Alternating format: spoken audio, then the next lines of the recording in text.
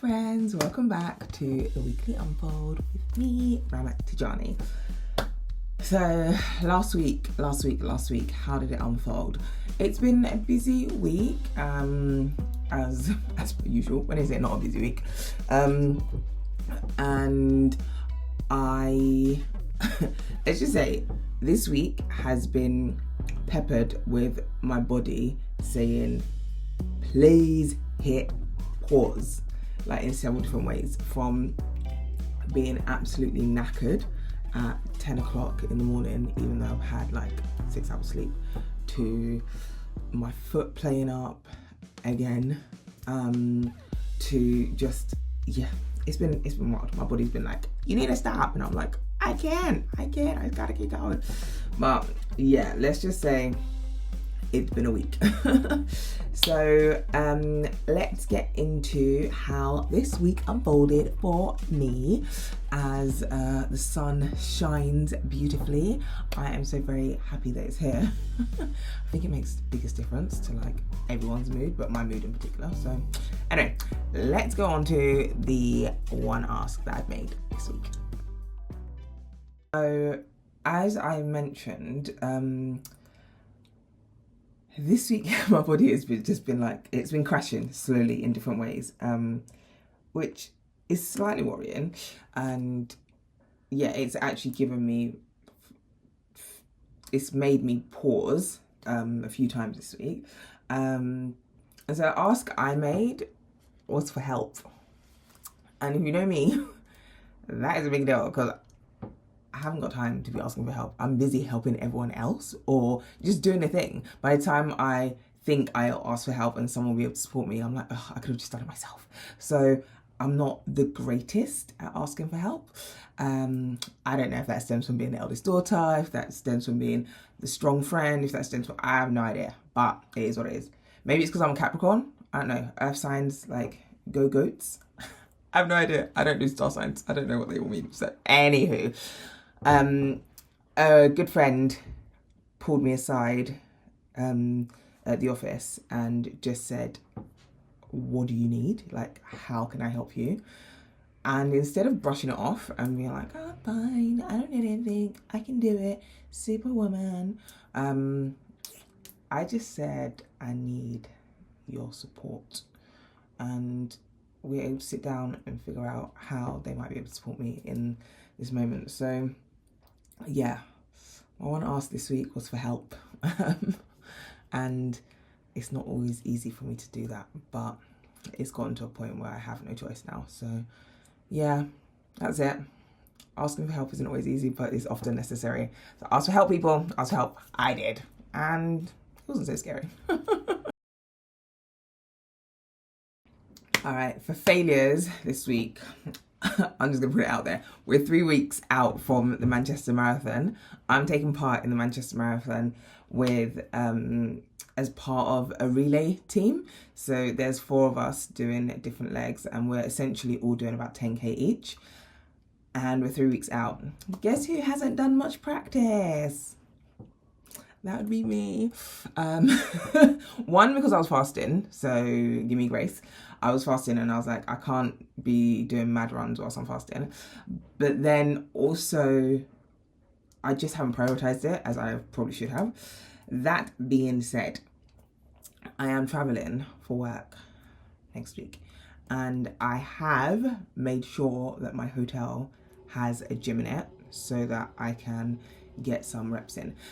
We went up to Manchester yesterday for an event with Underground Fan Club, who are organising this kind of like relay team, and Kurl Kitchen Run Club, which is with Fleur East and her sister Kesha.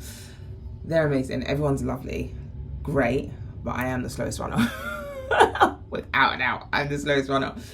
But we did 5k yesterday, and whilst it was a tough one, I'm not gonna lie, but we did kind of like intervals. So we started, we stopped, we started, we stopped, and that really worked for me. So I was even motivated to go for a run this morning.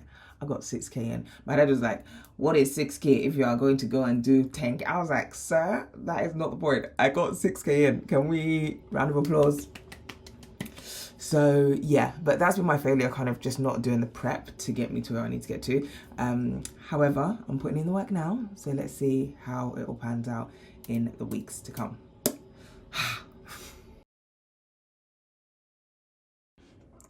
Right, so the first reminder slash lesson I had this week was simply that the conversations that we fear the most are actually I'm lying, can sometimes be the easiest to have. I was kind of like really nervous about having this chat with my dad, actually. He's so amazing, but also he's my dad. So I need to chat to him about something and just tell him about some stuff that's going on. And I was just a bit nervous about it.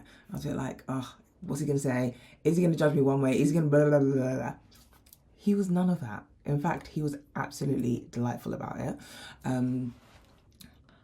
And yeah, it just reminded me that like sometimes the conversations that we like are really scared to have, or that we think are going to be hard conversations, turn out to be not the easiest, but not so bad. So we just have to have like swallow the pill and have the conversation. So super grateful for that reminder and the chats that me and Daddy Tajani had earlier. Reminder number 2, or lesson number 2. I think when we went up to Manchester, and there was a panel before we all went out on the run, and one guy, he's like mega fast. He's like, I think Fleur said he did the marathon in like 2 hours or some wild number. I was like, so like what happened? Anyways, he said something that really resonated with me, and he's basically said, look, when it comes to like being motivated to want to do this and want to like do the marathon and do the bits, am I blurry? Okay, am I back? I think I'm back. No, okay, I'm back, I think. Anyway, he said, when it comes to running this marathon, like, we only actually get one life. And so in his head, the way in which he looks at it is he might as well do the things now that excite him, because 10, 20, 30, 40 years from now, he's going to be looking back wishing that he had taken those steps. So yeah, it was just a good reminder that some of the things that we're trying to do now that might feel a little bit hard, or some of the things that we're kind of like, oh, I don't know if I really want to do it, or oh, it might be too big a risk. There's a good chance that like in the years to come, we're going to look back and be like, wish I'd done that. So which is kind of, for me, I'm kind of like, what am I more scared about? Like failing or the fear of regret in the future? And I think it's usually the fear of regret. So yeah, the fact that we have one life, and full stop. That was the reminder. We know it, but sometimes we need the reminders, right? So that was that reminder. Kill. Oh, sorry, we're recording. So the 3 things that I'm thankful for or grateful for this past week. The Kurl Kitchen Run Club crew. Absolutely elite. Now, I am the slowest of all the runners. And it's fine. Like, I say it with my full chest. It is what it is. It's not a comparison game, but it is a fact. I'm slowest. But they are all so lovely and so encouraging. And yeah, they've all been like super, I think encouraging is the word, like despite like the fact that like I've not trained as much, and you know, this is a team effort and I haven't really pulled my weight in as much as I could have. They have been great. So we all got on the train together to go up to Manchester, and a couple of us came back down as well yesterday, and it was just really, it was a good chat. It was a great chat. I really enjoyed it. So first and foremost, very thankful for them. Number 2, I want to say mentor conversations. Now, I know often, like when people think of mentoring, they think about, you know, someone older, mentoring someone younger. There has been there's been quite a bit of talk about reverse mentoring as well. I actually engaged in reverse mentoring when I was at university. I was mentoring my vice chancellor at the time, Sir Tim Wilson, epic guy. So there's those two different types of mentoring. But what I don't think is spoken about a lot or much is peer mentoring, and people that are kind of like at the same-ish level as you. There's something about kind of speaking to those that are around us, that are in similar situations, that get it or have been through something we've been through relatively recently, and hearing their perspective and getting their perspective in order to move forward and progress, right? So yeah, I think super thankful for some of the mentoring conversations that I've had this week. And some of those people, they don't even know that they're mentoring me. Like, I'm not out here being like, you're my peer mentor, but the conversations we're having, like, they really are my mentors, whether they know it or not. Also had a fantastic conversation with a mentor who is one of our senior leaders at work, and we just happened to have lunch together, and she validated a lot of the things that I was saying, which I didn't realise how much I needed. So super grateful for that conversation. So mentoring as a whole, super grateful for mentoring, and more of us should do it. Give and receive. It's a good look.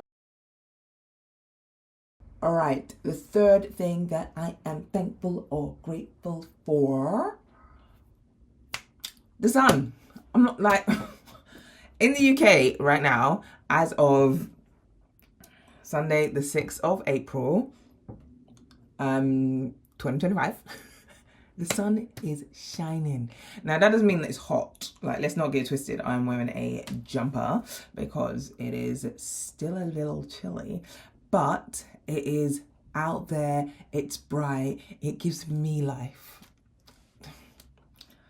I don't know, like, me and the sun, like, we're supposed to be together. We're supposed to be together more often than we are. So I am super grateful for the sun. It has been a good remedy for some of the noise that has been kind of like floating around this week. So yeah, and the clock's changed and all that. So not obviously, but when we leave the office, it's lighter outside, and you're just like, oh, hi day, still there. So it's been nice to kind of like be out and about in the sun. I say out and about, I haven't really actually had time to do much, but like just being able to walk and it still being light and it being very sunny at the moment, I am loving. So yeah, that's that. Those are the things I'm thankful and grateful for. On to the next one. So looking forward to next week, I'm in a state where I am currently literally just taking each day as it comes. So I can't really think about next week. I've got like this massive event at work. So that's going to take up a lot of my time next week. I got a few like doctor's appointments and stuff, so that's going to take up some of my energy and my time next week. But honestly, I'm just trying to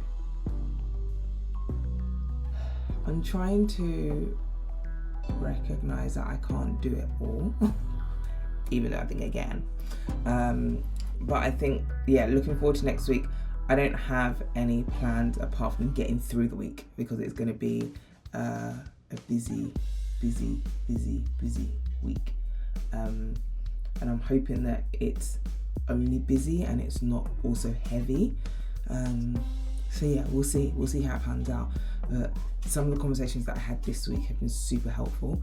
So I'm going into next week with giving myself a little bit more grace, and also just taking it as it comes, you know, step one foot in front of the other, one foot in front of the other, all that good jazz. So let's see how it all pans out.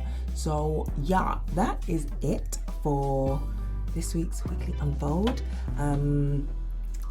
As always, thanks for watching, and stay out of trouble.